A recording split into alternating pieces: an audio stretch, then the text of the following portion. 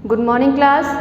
MAVN के online class में class 7 Hindi जो अवनी की आपकी पुस्तक है उसमें अध्याय 3 है सड़क की आत्मकथा।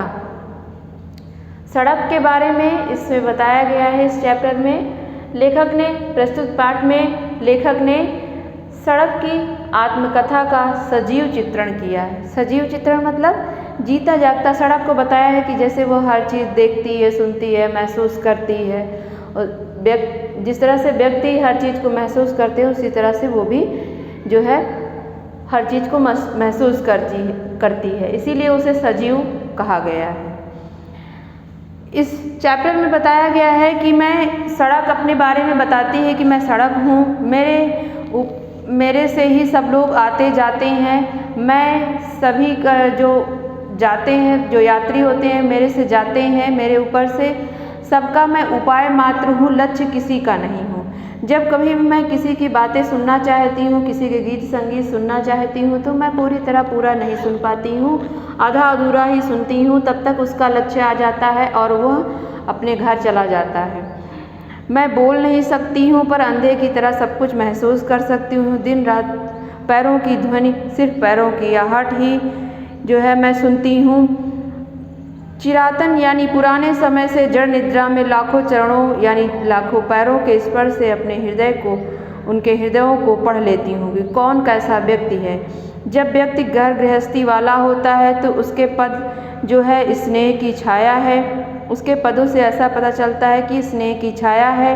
वह हर कदम पर सुख की तस्वीर खींचता है, आशा के बीज बोता है। जान पड़ता है जहाँ जहाँ उसके पैर पड़ते हैं वहाँ वहाँ झड़ भर में मानो एक एक लता अंकुरित और पुष्पित हो उठेगी, ऐसा वह महसूस करती है।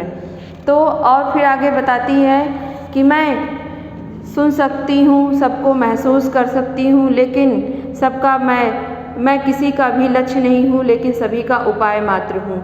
मैं सभी का लक्ष्य आ जाता है, सभी अपने लक्ष्य को प्राप्त करते हैं, लेकिन मैं वहीं की वहीं जो है अपनी जड़ निद्रा में पड़ी रहती हूँ। लोग मेरे ऊपर से आते हैं, जाते हैं, अपने लक्ष्य को प्राप्त करते हैं, लेकिन मैं वहीं पर स्थिर पड़ी रहती हूँ। केवल अनिच्छाकृत श्रम हुआ समझते हैं। अनिच्छाक्रम मतलब जो इच्छा अनुसार ना हो। कभी कभी वह भी पाती हूँ, क्या पाती, छोटे छोटे बच्चे जो हंसते खेलते हैं, शोरगुल करते हैं सड़क पर ही, वो भी उसमें जो है अपने घर का आनंद भी मेरे साथ मेरे पास ले आते हैं। उनके पिता का आशीर्वाद और माता का स्नेह घर से बाहर निकलकर मेरे पास आकर सड़क पर ही मानो अपना घर बना लेता है। मेरी धूल में वे स्नेह दे जाते हैं, प्यार छोड़ जाते हैं। ये बच्चों के बारे में बता रही है कि वो सारे बच्चे मेरे पास आते हैं खेलने के लिए सड़क पर। उसी तरह से प्रतिदिन नियमित रूप से जो ऊपर चलते हैं उन्हें मैं अच्छी तरह पहचानती रहती हूँ।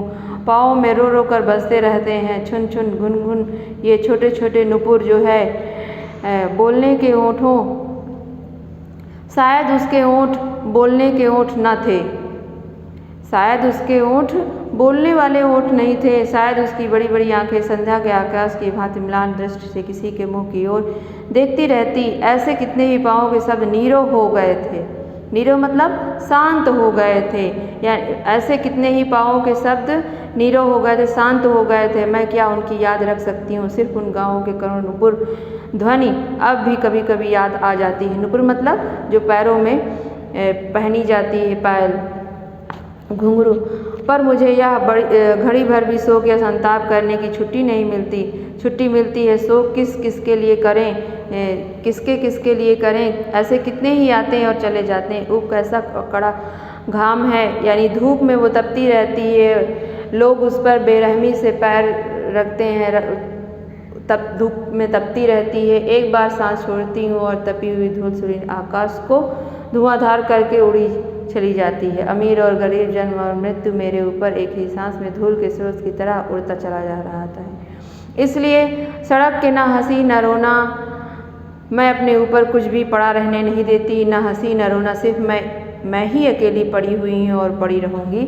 ये सड़क अपनी आत्मकथा के माध्यम से अपने बताती है कि मैं जो है चिरातन काल से मैं अकेली हूँ, अकेली ही रहूँगी। किस किस पर रोऊँ, किस किस पर हंसूँ, ये मैं अकेली हूँ और अकेली ही रहूँगी। तो ये आपका चैप्टर सड़क की आत्मकथा इस तरह से कंप्लीट होता है।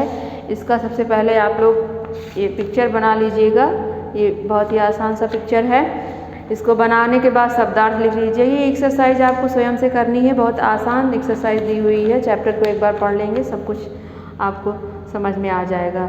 रिक्त स्थान इसमें भी है। दिन रात पैरों की धुन, सिर्फ पैरों की आहट। संसार की कोई भी कहानी मैं पूरी नहीं सुन पाती। मैं किसी का लक्ष्य नहीं हूँ। अपने घर का आनंद वे मेरे पास ले आते हैं। ऐसे कितने युवाओं के शब्द नीरव हो गए हैं। ये सब आपको भरना है। इसमें सही गलत का चिन्ह लगाना है, मिलान करना है।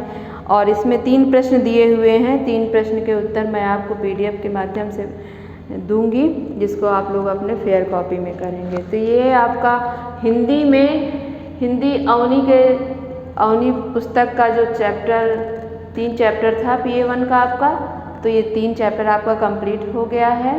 अगले चैप्टर जब आपको मिलेंगे तो वो PA2 का होगा। तब तक के लिए धन्यवाद।